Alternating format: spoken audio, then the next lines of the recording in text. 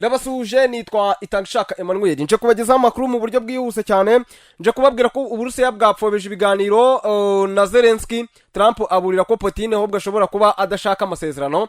Ni ibiki rero biri kujya mbere muze mwumve mutera gatebe kandi subscribe niba utarayikanda rero. Ibiro bya perezida w'Uburusiya Kremlin byapfobeje ibivugwa by'inama yegereje kuba hagati ya perezida w'Uburusiya Vladimir Putin na perezida wa Ukraine Vladimir Zelensky, mu gihe perezida wa Amerika Donald Trump yongeye gusaba aba bategetsi bombi rero guhura bakaganira ku kurangiza intambara muri Ukraine, ko gushaka ko rero haba inama y'impande zombi kubaye rero mu gihe perezida wa Amerika yahuye na Putine mu cyumweru gishize muri leta ya Ashaka muri Amerika, ndetse kuwa mbere w'iki cyumweru akakira ubutegetsi cyangwa se abategetsi barindwi b'Iburayi barimo na Zelensky mu biro bya White House.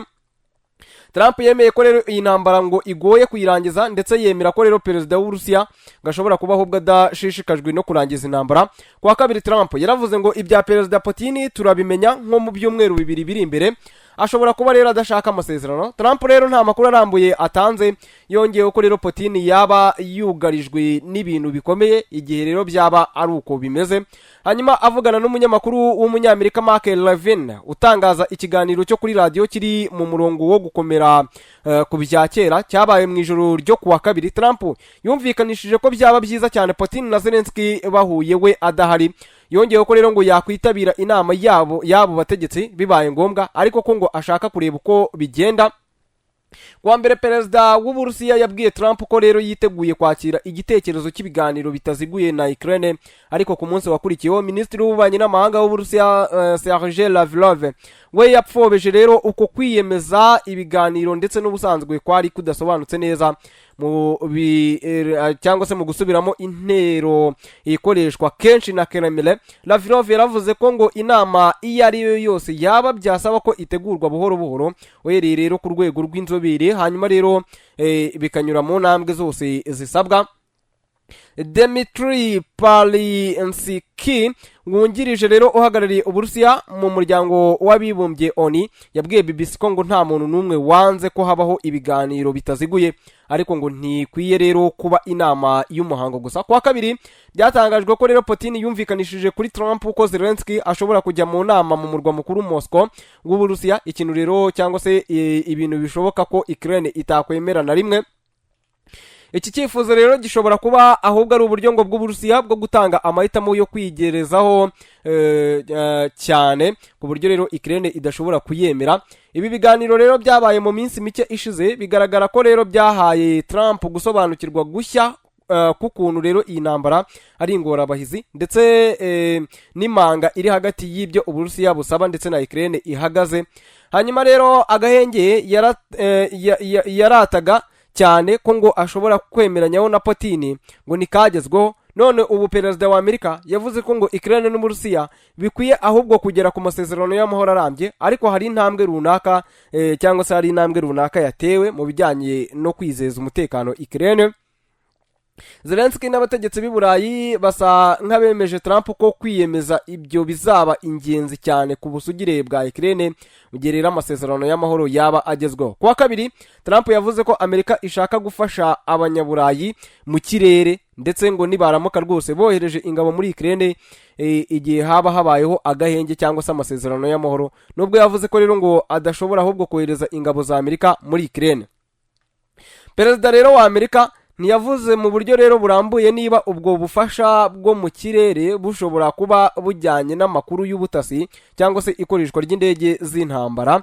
Mu gihe rero ibyo Trump yiyemeje bidasobanutse neza, urugaga rwiswe urw'abafite ubushake ruyobowe n'Ubufaransa ndetse n'Ubwongereza rwavuze ko rero ngo rurimo gukora kugira ngo rero runoze gahunda y'ingabo zo kwizeza umutekano zishobora koherezwa muri Ukraine igihe imirwano rero yabihagaze. Nyuma y'inama bagiranye rero kuwa kabiri yo mu buryo bw'ikoranabuhanga n'iyakure, umuvugizi w'ibiro bya minisitiri w'intebe n'uw'Ubwongereza bizwi nka Downing Street yavuze ko rero ngo mu minsi iri imbere iryo tsinda rero ngo rizahura na bagenzi babo bo muri Amerika mu rwego rero rwo gushimangira kurushaho gahunda zo kwizeza umutekano uhamye Ukraine. Nyuma y'inama rero yagiranye na Putine n'ibiganiro aherutse kugirana na Zelensky, ubu ko bigaragara rero Trump atekereza ko rero ibiganiro bitaziguye hagati ya Ukraine n'Uburusiya bishobora gutuma ahubwo amasezerano y'amahoro agerwaho vuba. nubwo rero yemeye ko ngo hari umwuka mubi cyane hagati yabo bategetsi bombi. Perezida Putine ndetse na Zelensky baheruka guhura mu mwaka wa 2019. Kuva rero icyo gihe intambara y'Uburusiya kuri Ukraine yo guhera muri Gashyantare muri 2022 yishe ndetse ikomeretsa abantu bose hamwe babarirwa rero mu bihumbi za 100 ndetse isenya byinshi hamwe n'ibitero byo mu kirere bikomeje kugabwa ku basivile. Putine abona Zelensky rero nk'umutegetsi utemewe ndetse amufata nka nyirabayazana wo kuba Ukraine irimo kurushaho kwegera uburengerazuba bw'isi ngo n'Uburayi na Amerika. Hashize imyaka rero Putine avuga ko ngo ibintu bidafite ishingiro ko Ukraine itegekwa n'ubutegetsi bw'abanazi bashya, ndetse yavuze ko ngo agahenge akari ko kose ngo kaba hagati y'Uburusiya na Ukraine byasaba ko rero ngo kabamo no guhindura ubutegetsi bwa Ukraine. Uburusiya rero bunashishikajwe gake no kwemera ibiganiro kuko rero ingabo zabwo arizo zifite imbaraga nyinshi ku rugamba. Nubwo rero bimeze gutyo, abategetsi b'Uburayi na Zelensky bavuze ko ngo bashyigikiye igitekerezo cy'inama hagati ya Putine na Zelensky. Ku wa mbere perezida wa Ukraine yavuze ko rero ngo yiteguye uburyo bwari bwo bwose inama ye na Putine yabamo, mu gihe rero abategetsi b'Uburayi bamaze igihe batanga ibitekerezo by'ahantu hanyuranye iyo nama ishobora kubera. Mu gushyigikira bashimitse ibiganiro bitaziguye, bashobora rero kumvisha Trump gusubira mu murongo wo gukarira cyane Uburusiya igihe Putine yaba akomeje kwanga gufata ingamba zo kurangiza iyi ntambara imaze imyaka myinshi n'ubundi irimo kugenda iba yica abantu ndetse bava no mu byabo. Vuba ngaha rero perezida wa Amerika Trump we yatangaje ko rero ngo Ukraine itazajya muri OTAN, kandi nicyo yarwaniraga. Ibintu bigaragara rero nko guhomba n'ubundi kuri Ukraine, ariko n'ubundi yanahombye byinshi kuko uduce twinshi hafi 20% byose byigabururiwe n'Uburusiya. Kaduhindura ingingo rero tubabwira ko kuri uyu wa kabiri tariki ya 19 Kanama urukiko rukuru rwa Colombia rwategetse ko uwahoze ari perezida Alvaro Uribe afungwa by'agateganyo mu gihe rero ajuririra igihano yahawe nyuma rero yo guhamwa n'icyaha cyo gutera ubwoba abatangabuhamya ndetse no gutanga ruswa mu rubanza rujyanye n'intambara y'abene igihugu imaze gihe. Ku itariki ya mbere Kanama Uribe w'imyaka 73 yakatiwe igifungo cy'imyaka 12. Bibo bwa mbere mu mateka rero ya Colombia wahoze ari perezida ahamwa n'icyaha. Yakiriye kandi igifungo kirekire gishoboka. Yashinzwe guhagarikira ihonyorwa ry'uburenganzira bwa muntu. Uribe yari perezida rero kuva muri 2002 kugeza muri 2010 kandi yagenzuraga urugamba rwo kurwanya inyeshyamba zarwanyaga ubutegetsi bwe. Cyakora bamurwanyaga berekanye ko rero ngo ihonyorwa ry'uburenganzira bwa muntu ryayobowe nawe igihe rero ngo ingabo za Colombia zaharaniraga gutsinda inyeshyamba za FARDC bidasubirwaho. Gisirikare yari abereye umugaba w'ikirenga rero ngo cyashinjwe kwica ibihumbi by'urubyiruko ndetse no kubagaragaza nk'inyeshyamba. Uribe yahamwe n'icyaha rero cyo guhatira abatangabuhamya bafunzwe guhindura ubuhamya bumushinja.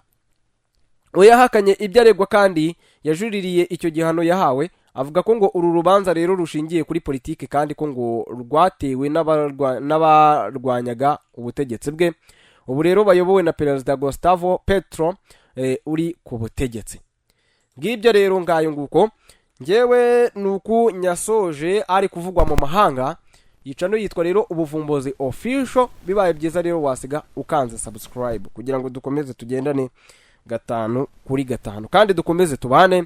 Iyo rero nsanze wateye comment biranshimisha rero, bityo niba warebye aya makuru akarangira siga uteye comment hanyuma ukandi like utubwire nicyo dushobora guhindura. Icyo tukwifuriza rero ni ibihe byiza no gukomeza kuryoherwa n'ubuzima.